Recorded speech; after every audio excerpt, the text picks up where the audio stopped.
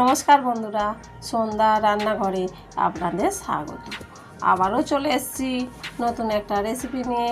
আজ আমি করে দেখাবো রুই মাছের রেসিপি। রুই মাছ অনেকে অনেক রকমভাবে করে খেয়ে থাকেন, তো আমি আজকের একটু অন্যভাবে করে দেখাচ্ছি। তাহলে চলুন বন্ধুরা, ভিডিওটা শুরু করা যাক।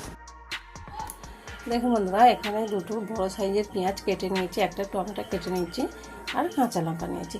এই পেঁয়াজ আর টমেটো একসাথে বেটে নেব।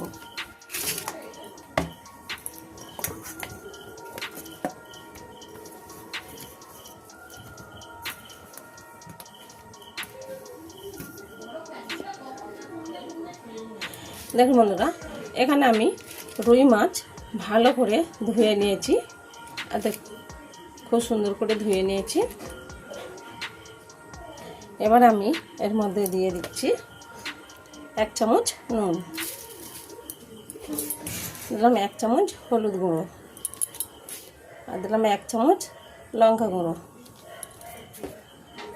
দিলাম 1 চামচ কাশ্মীরি লাল লঙ্কার গুঁড়ো, আর দিলাম 1 চামচ ধনে গুঁড়ো, আর দিলাম 1 চামচ জিরে গুঁড়ো, আর দিলাম 1 চামচ আদা রসুন বাটা। এবারে দিয়ে দিচ্ছি এই পেঁয়াজ আর টমেটো বাটা।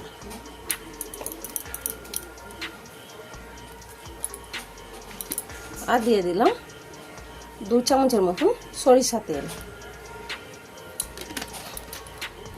আর দেখুন বন্ধুরা, 150 গ্রামের মতন টক দই, জলটা ঝারিয়ে নিয়েছি, এর মধ্যে দিয়ে দিচ্ছি। জল ঝারিয়ে ফেটে নিয়েছি। আর দিয়ে দিলাম 4-5টা কাঁচা লঙ্কা চিড়ে। এই সবগুলো ভালো করে মেখে নেব।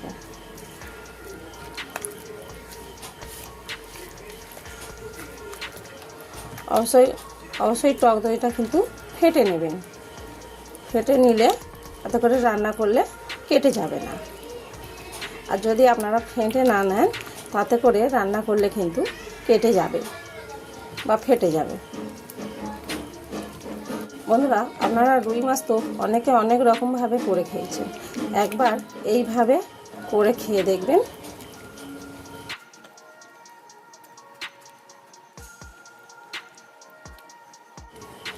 বন্ধুরা, খুব ভালো করে মাছটা মাখিয়ে নিয়েছি। আমি চাপা দিয়ে 10 মিনিট রেখে দিচ্ছি। আপনারা চাইলে আধ ঘন্টা রেখে দিতে পারেন, তাতে করে আরও বেশি ভালো লাগবে, মাছের ভিতরে মশলাগুলো ভালো করে ঢুকে যাবে। দেখুন বন্ধুরা, এখানে আমি একটা কড়া বসিয়েছি।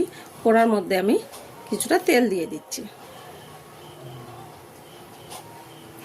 দেখুন, আমি কিছুটা সরিষা তেল দিয়ে দিয়েছি। এই তেলটা একটু কড়ার চারিদিকে লাগিয়ে দিচ্ছি। আর এখানে নিয়েছি দেখুন 4টে গোলমরিচ, 4টে লবঙ্গ, 2টো এলাচ, 2টো ডালচিনি, 2টো তেজপাতা। এই সবগুলো একসাথে ফোড়ন দিয়ে নেব।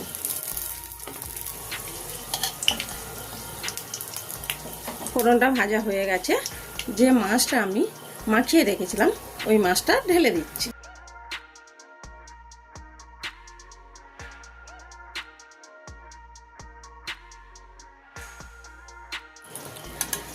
দেখুন বন্ধুরা, একটু নাড়াচাড়া করে নিচ্ছি মাছটা।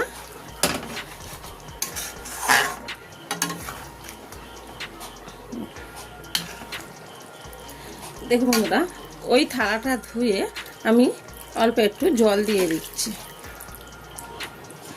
1 কাপের মতন জল দিয়ে দিলাম। দিয়ে ভালো করে একবার নেড়ে দেব, মিশিয়ে নেব। দেখুন, ভালো করে মিশিয়ে নেব। খুব ভালো করে মিশিয়ে নিয়েছি। এবার বন্ধুরা, 4টে কাঁচা লঙ্কা উপর থেকে দিয়ে দিচ্ছি।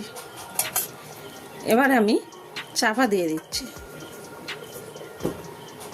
চাপা দিয়ে 10 মিনিট ফুটিয়ে নেব। আর বন্ধুরা, যা জল দিয়েছি, মাছটা যখন ফুটে উঠবে তখন কিন্তু দই দেওয়া আছে, জলটা আরেকটু বেশি হয়ে যাবে বা বেড়ে যাবে। কেন মাছের থেকে জল বেরোবে, দই আছে, দইটা যত ফুটবে তত জল হয়ে যাবে। দেখুন বন্ধুরা, 5 মিনিট হয়েছে, 10 মিনিট হয়নি। চাপাটা খুলছি।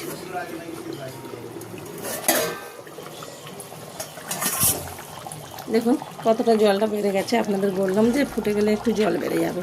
তা দেখুন কতটা জল বেড়ে গেছে। এবারে কিন্তু আমি মাছটা উল্টে দেব। একবার মাছটা কিন্তু এইভাবে উল্টে দেবেন।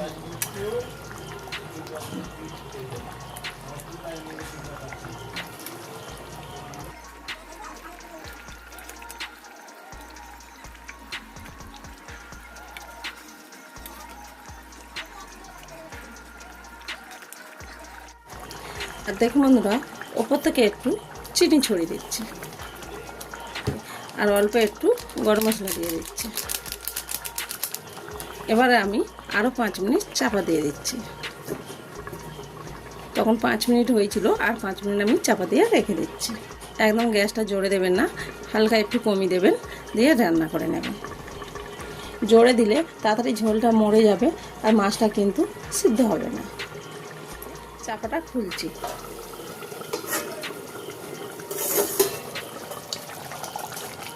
আমি আবারও একবার নেড়ে দিচ্ছি।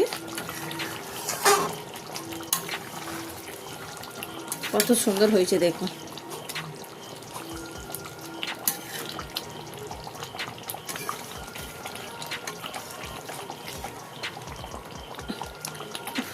একটা মাছ তুলে আপনাদের দেখাচ্ছি আমি।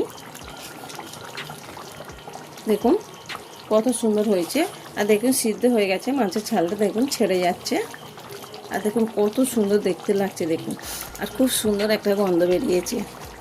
দেখুন বন্ধুরা, আমাদের মাছের তরকারি হয়ে গেছে, লাভিয়ে নিচ্ছি। একটা প্লেটে বেড়ে আপনাদের দেখাচ্ছি। দেখুন বন্ধুরা, আমাদের তরকারি তৈরি।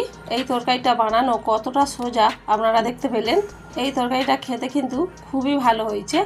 তাহলে বন্ধুরা, আপনারা একবার বাড়িতে বানিয়ে খেয়ে দেখবেন, আর আমার ভিডিও কেমন লাগলো কমেন্টে জানাবেন।